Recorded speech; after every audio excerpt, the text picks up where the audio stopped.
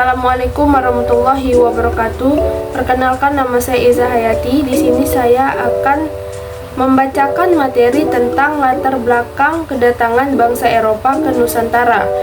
Itu ada faktor yang mempengaruhi dari masuknya bangsa Eropa. Itu ada yang pertama itu runtuhnya Konstantinopel. Runtuhnya Konstantinopel itu ditaklukkan oleh Sultan Muhammad II. Terus ada Konstantinopel itu jatuh pada tanggal 29 Mei 1453. Terus Konstantinopel runtuh akibat Raja Konstantinopel 11 terbunuh. Yang kedua itu ada perkembangan ilmu pengetahuan dan teknologi atau IPTEK. Contoh dari perkembangan IPTEK itu ada televisi, internet, transportasi, telepon seluler. Dampak positif dari IPTEK itu mempermudah komunikasi, mempermudah pekerjaan, meningkatkan efisiensi waktu. Terus yang ketiga ada semangat melakukan 3G. Yang pertama ada goal. Goal itu mencari kekayaan. Terus yang kedua ada glory, mencari kekuasaan. Yang ketiga gospel, menyebarkan agama Nasrani. Terus penjelajahan bangsa Eropa ke Nusantara itu ada 4. Yang pertama itu Portugis, yang kedua Spanyol, yang ketiga itu ada Belanda, dan yang keempat Inggris. Terus materi yang kedua, pendidikan masa kolonial. Pendidikan di Nusantara pada masa kolonial itu ada pendidikan Indonesia masa penjajahan Portugis. Itu sekolah seminari agama Katolik 1536.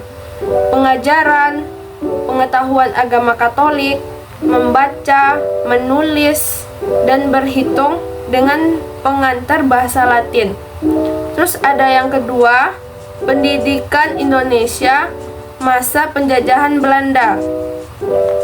Itu ada pendidikan rendah atau sekolah Bumi Putra kelas 2, sekolah peralihan, sekolah desa, dan sekolah lanjutan.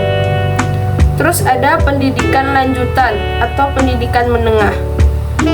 Sekolah kejurusan itu ada jenis-jenisnya ada 5. Yang pertama pendidikan keguruan, 2 pendidikan pertanian, yang ketiga pendidikan dagang, yang keempat sekolah kepandaian putri, dan yang kelima ada sekolah teknik. Terus pendidikan Indonesia masa Jepang itu ada pendidikan dasar, ada pendidikan lanjutan, ada pendidikan menengah, ada pendidikan kejuruan, dan ada pendidikan tinggi. Terus materi selanjutnya itu ada politik etis. Yang pertama itu pengertian dan latar belakang politik etis. Pengertian dari politik etis itu adalah kebijakan yang menyatakan bahwa pemerintah kolonial Belanda bertanggung jawab secara moral atas kesejahteraan pribumi. Terus ada latar belakang dari politik etis. Latar belakangnya itu adalah sistem tanam paksa menimbulkan penderitaan rakyat Indonesia. Sistem ekonomi liberal tidak memperbaiki kesejahteraan rakyat. Belanda melakukan penekanan dan penindasan terhadap rakyat. Terus yang kedua ada program politik etis. Ada 3. Yang pertama itu edukasi, yang kedua ada irigasi, yang ketiga ada transmigrasi. Terus yang keempat itu ada dampak dari politik etis. Ada 2 dampaknya. Yang pertama dampak positif. Kalau dampak positif itu munculnya kalangan terdidik di Indonesia pembangunan infrastruktur dilakukan transmigrasi membangun kesadaran bangsa. Terus ada dampak negatif dari politik etis itu.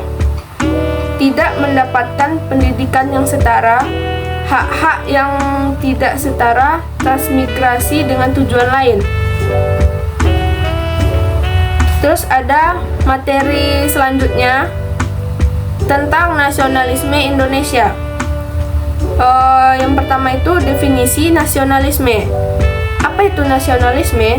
Nasionalisme adalah suatu paham atau ideologi yang berdasarkan rasa kebangsaan dan cinta tanah air. Rasa cinta tanah air ini akan mewujudkan sikap memperjuangkan kepentingan bangsa atau negara. Terus yang kedua ada latar belakang munculnya nasionalisme di Indonesia. Itu ada dua. Yang pertama itu ada faktor internal.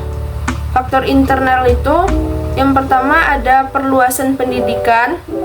Yang kedua ada kegagalan perjuangan di berbagai daerah. Yang ketiga ada perasaan sepenanggungan. Yang keempat itu ada perkembangan organisasi etnis, keagamaan, dan kedaerahan.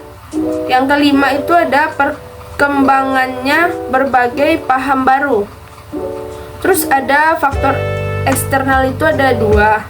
Yang pertama itu kemenangan Jepang atas Rusia. Yang kedua perkembangannya nasionalisme di berbagai negara. Terus ada yang ketiga, fase-fase perkembangan nasionalisme di Indonesia. Itu ada dua fase. Yang pertama itu fase perintis. Yang kedua fase penegas. Terus ada yang keempat, makna nasionalisme saat ini.